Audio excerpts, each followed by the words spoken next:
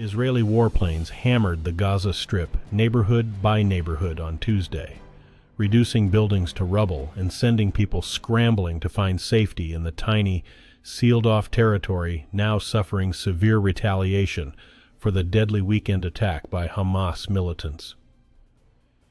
Aid groups warned that supplies were running out at hospitals overwhelmed by the wounded. The war, which has claimed at least 1,900 lives on both sides, is expected to escalate. Israel has said that Hamas and other militant groups in Gaza are holding about 150 soldiers and civilians hostage. Today, Wednesday, October 11th, 2023. Biden's hopes for establishing Israel-Saudi relations could become a casualty of the new Mideast war. After 1 week without a House Speaker, Republicans appear no closer to choosing a new leader. Fraud trial. Trump acknowledged penthouse size at 11,000 square feet, not 30,000, he later claimed, and more on the Dunkley report. The outbreak of war between Israel and the Palestinians is threatening to delay or derail a country-by-country diplomatic push by the United States to improve relations between Israel and its Arab neighbors.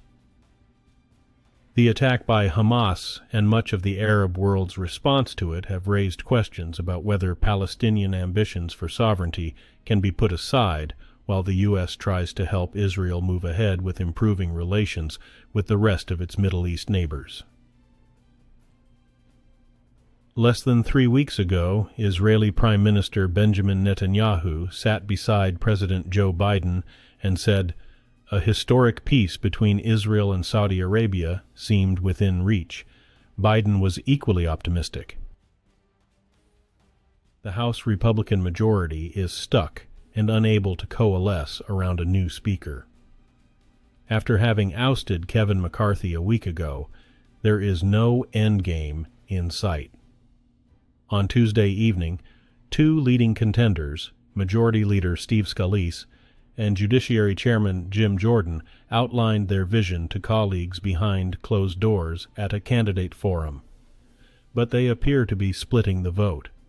McCarthy was openly ready to reclaim the gavel he just lost, but told colleagues not to put his name up for nomination. Republicans have created a stalemate that threatens to keep Congress partly shuttered. Evidence shown at former President Donald Trump's New York civil business fraud trial shows that he signed a 1994 document that gave the true size of the New York penthouse that was listed later as far larger on his financial statements.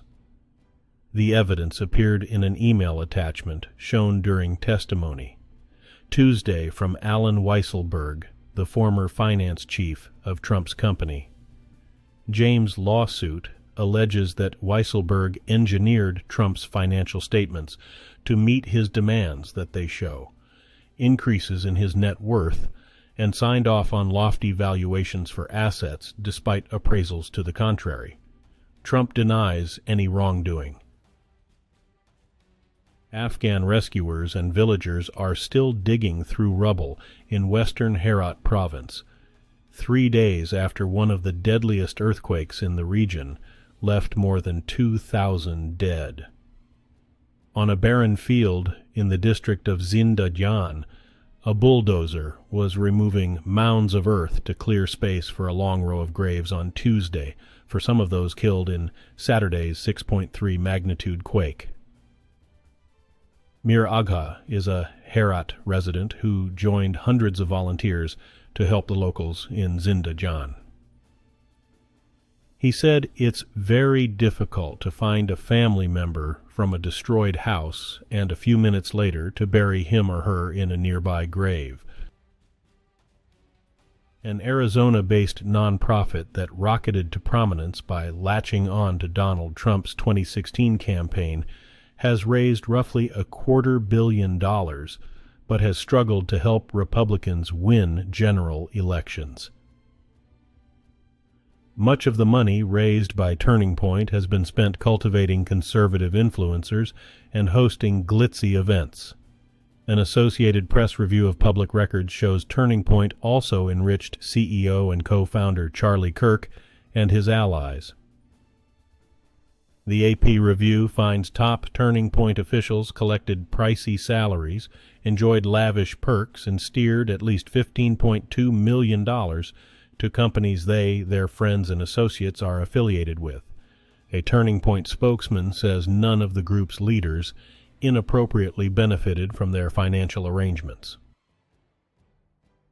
San Diego's well-oiled system of migrant shelters is being tested like never before, as U.S. Customs and Border Protection releases migrants to the streets of California's second-largest city because shelters are full. About 13,000 have been dropped at transit stations, with notices to appear in immigration court at their final destinations in the U.S. since September 13th.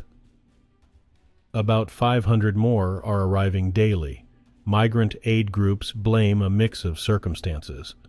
Those include reduced government funding, the government's practice of flying or busing migrants from Texas and Arizona to be processed in San Diego, and an increase in illegal crossings. Former baseball MVP Steve Garvey is joining the race to succeed the late California Sen. Dianne Feinstein. The Republican Garvey gives his party a splash of star quality on the ballot in a heavily Democratic state where the GOP hasn't won a U.S. Senate race in 35 years. Garvey signaled in a video that he would lean toward the political center, saying, "I never played for Democrats or Republicans or independents. I played for all of you." As a Republican, he starts as a long shot. Democrats hold every statewide office. Leading candidates include Democratic U.S. Reps Barbara Lee, Katie Porter, and Adam Schiff. FTX founder Sam Bankman-Fried's trial has taken a star turn. His former fellow top executive and ex-girlfriend Caroline Ellison testified against him on Tuesday in Manhattan federal court. She said Bankman-Fried once told her he thought someday he might be the U.S. president. Ellison blamed Bankman-Fried for crimes she admitted to last December in a cooperation deal. She was asked at one point to identify Bankman-Fried in the courtroom. She stood up and scanned the courtroom before spotting him. His appearance has changed drastically in recent months. Bankman-Fried could face decades in prison if he is convicted. He has pleaded not guilty. Electric vehicles and their potential impact on job security have become central to negotiations in the U.S. auto workers' strike. General Motors, Ford, and Jeep maker Stellantis plan to add 10 U.S. EV battery cell plants, mostly joint ventures with South Korean companies. The union wants to represent workers at the proposed battery factories and win them the same hourly pay and benefits as union workers. The United Auto Workers strike is now in its third week, and contract negotiations this year could have long-lasting consequences as the auto industry transforms itself. Today's news was reported by the Associated Press. This has been the World News for Wednesday, October 11th, 2023. Thanks again for joining us here at the Dunkley Report.